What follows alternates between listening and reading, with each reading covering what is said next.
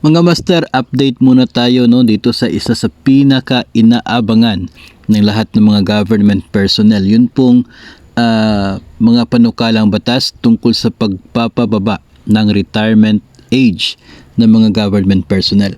Kung matatandaan po natin mga master, sa House of Representatives ay aprobado na po ito. Noon pa man pong January 31, aprobado na ng House of Representatives ang panukalang batas na magiging 56 yung retirement age ng mga government personnel. At naisubmit nga nila ito sa Senado noong February 1 yung kopya. So dapat ay makapagpasa din itong Senado ng parehong bill para magkaroon ng chance na ito ay maging batas. Kaya lamang hanggang sa ngayon ay tila hindi pa po, malayo pa po doon sa pagka-approve sa Senado ang bills para sa mas mababa na retirement age. Noon nga pong August 30 ay nagkaroon ng hearing itong Senate Committee on Civil Service, Government Reorganization and Professional Regulation. Dalawa pong mga bills ang kanila pong tinutukan.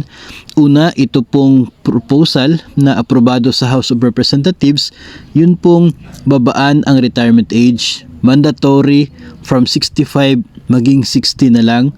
Tapos yung optional retirement naman from 60 maging 56. So yun po, isa sa bill na inatupag ng mga senador.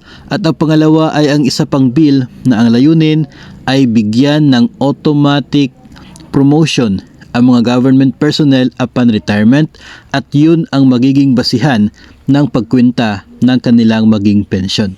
Of course, yun po yung hinihiling ng lahat. If you are salary grade 20, yung basis ng retirement ninyo is salary grade 21. So yun po yung isa sa mga bill din na pinag-usapan sa hearing na ito sa Senado. Ang hearing ay pinangunahan ni Senador Bong Revilla.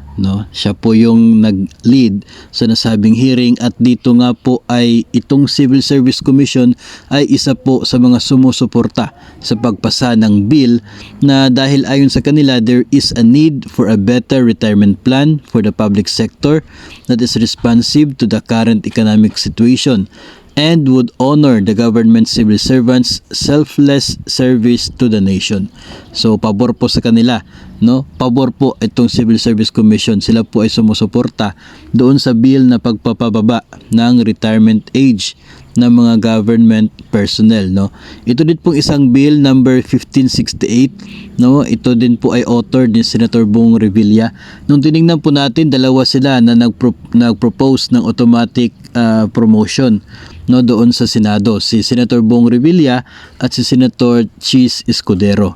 Pareho po sila yung purpose, bigyan ng automatic promotion ang mga government personnel upon retirement, at yun ang maging basis ng kanilang computation sa retirement. At dito nga pong September 3 ay naglabas din ng press release ang Senado, at dito naman po ay tungkol naman sa naging pahayag naman ng chairman ng Committee on Basic Education sa Senado na si Senator Win Gatchalian. Ayon po dito kang Senator Gatchalian, kanya pong binigyan ng assignment ang Civil Service Commission na para pag-aralan ang mga pension systems sa iba't ibang bansa at mag-determine ng best practices nito. Dahil ayon sa kanya ay kinakailangan na we find out the best practices being done in other countries in terms of civil servant retirement para magkaroon ng ideya on how other jurisdictions are doing this. Some trends are changing, such as life expectancy, which will affect pension schemes, and would study those very carefully. Ang problema natin dito mga master, pagdating dito sa isyung ito, yung mga pension systems sa ibang mga bansa, kasi may mga naibalita din before na sa ibang bansa pala ay yung trend hindi po babaan yung retirement age. May mga nabanggit po na bansa yung GSIS before na ang trend ng iba't ibang bansa ay taasan yung retirement age ng kanilang mga empleyado. Iba po, iba sa naging goal dito ngayon sa bansa. Siguro na rin po ay maliit lang kasi yung working force sa kanila, kaya siguro tinataasan yung retirement age. Unlike sa Pilipinas na sobrang dami ng working force natin, kaya maging yung working conditions din po, isa din po yun sa magiging factor. No, sana ay makahanap nga ng magandang rason, no, itong ating mga senador para ma-approve itong proposal na ito. Isa din pala mga master sa nabanggit dito, no, sa press release ng Senado ay tungkol po doon sa paghingi ng mga senador ng computation from the GSIS. Kasi nga kapag usapin ng pensyon, talagang hindi mawawala doon sa pagbibigay ng mga ideya, ito pong GSIS ang sangay ng gobyerno na siya pong namamahala sa atin pong pensyon. No, kasi po isang bagay na dapat pong tingnan, yun pong life fund, fund life pala, yung retirement fund life ng GSIS. Kung gaano katagal ng panahon yung kayang tustusan ng pera ng retirement fund ng GSIS para sa kanyang mga pensioner. No, so yun po ang hinihingi nila sa GSIS, na mag-provide ng computations as to the effect of the fund life, no, nitong pagbaba ng retirement age, at dito po sa isang proposal na ibigyan ng automatic promotion ang mga government personnel upon retirement. Sigurado po mga master na malaking magiging pagbabago sa fund life ng GSIS kung ito ay mas ipa-implement, no? Hindi pa naman po nagbigay ng computation, pero ang makikita po natin dito in the future ay talaga pong malaki yung ibaba ng fund life ng GSIS. Sa huli po nating nakikita na ayon po sa sinabi ng GSIS, nasa 35 years, no, yung fund life nila. So ibig sabihin nito, kahit po walang magiging koleksyon sa loob ng 35 taon, kung wala naman pong madagdag sa number of pensioners, ay kaya nilang tustusan yon for the next 35 years. Pero ang problema, kapag kasi bababa itong retirement age, ang mangyayari niyan, sobrang dami na magiging bagong pensioners ng GSIS. So, problema yan pagdating sa kanilang fund life. And especially, kung idadagdag pa natin dyan yung pagtaas, automatic promotion, which means na imbes na average monthly compensation in the last 3 years, no, imbes na bababa mula sa current na sahod yung magiging basis ng pension computation, ang mangyayari niyan ay mas mataas pa, kasi bigyan natin ng 1 salary grade higher, no, yun yung maging basis ng pensyon. So yung epekto nito doon sa fund life ng GSIS ay lubos na talagang napakalaki, no? Siguro malaki yung ibababa, no, ng kanyang fund life, which would result to other means.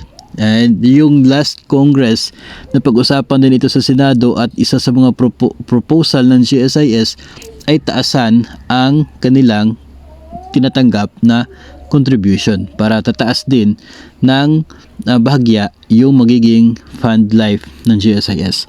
Yung fund life mga master ay isa po yun po yung pondo, pera ng GSIS intended para ipamimigay na pensyon sa kanyang mga retired members, mga pensioners, at yun ay manggagaling mula doon sa kinikita ng GSIS bawat taon. Okay? Kung mas mataas yung kinikita ng GSIS, mas mataas yung magiging fund life, additional pondo para doon sa retirement fund nila, para tataas yung fund life. O, ganyan po yun, no? Kasi yung si GSIS, yung kanya pong responsibilidad sa kanyang mga miyembro, magsisimula kapag yung miyembro ay nag-retire na, no? Doon magsisimula hanggang sa mamatay yung miyembro at mamatay yung kanyang asawa, no? Doon po yung end ng kanyang responsibility doon sa kanyang mga miyembro, no? So abangan na lamang po natin yung magiging sunod na kabanata ng pag-aaral na ito, yung pagtalakay nito doon sa Senado mga master. Kasi matatandaan po natin sa mga nagdaang Congress, 18th Congress, ganito din po yung senaryo na ipasa na ng mga kongresista. Doon naman sa Senado, doon po na pending. Kasi hindi po natapos doon yung usapin sa mas mababang retirement age.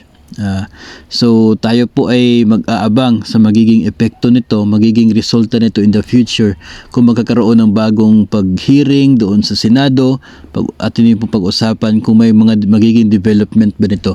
Dahil sa ngayon parang sa naging hearing na ito, yung nakikita natin ay hinihingi yung opinion ng Civil Service Commission, hinihingi yung opinion ng GSIS, maging yung computation para maging basihan ng mga senador kung gaano ba kalaki yung epekto doon sa GSIS kapag ma-approve ang mga ganito pong bills, no? So we are expecting na darating yung point na magbibigay na sila ng kanilang sagot and magkakaroon ng bagong hearing nito doon sa Senado. Whatever update nito, atin pa rin pong ipaabot sa inyo dahil alam po natin na marami yung excited na bababa itong retirement age ng mga kawani ng gobyerno from 60 ngayon na maging 56. No, ang advantage kasi niyan, kapag maging retirable age na yung 56, pagdating ng 56 pwede ka na mag-retire. No, so pwede ka na mag-retire, pwede ka na maka-avail doon sa lump sum na pinagpa-avail. Yung 5 years pension kukunin mo agad bigla, pwede na kapag ikaw ay 56. No, sa ngayon kasi pwede lang yan kapag nag-retire ka at the age of 60. Pero in the future, if bababa man yung retirement age, 56 lang, pwede ka na makapag-avail ng lump sum. At pwede ka na makapag-avail din ng pension agad if yun po yung choice ninyo. So, ang mangyayari, para bang mapapaaga ng 4 na taon yung pagbigay ng GSIS ng pension sa kanya pong mga miyembro, if ever ganun po ay maging batas. So, tayo po ay nakaabang sa anuman pong update ng retirement age bill na ito na kasalukuyan pong nasa Senado pa. Para kayo din po ay maaging updated sa isyung ito, huwag kalimutang mag-subscribe sa ating YouTube channel at i-follow na rin ang ating Facebook page.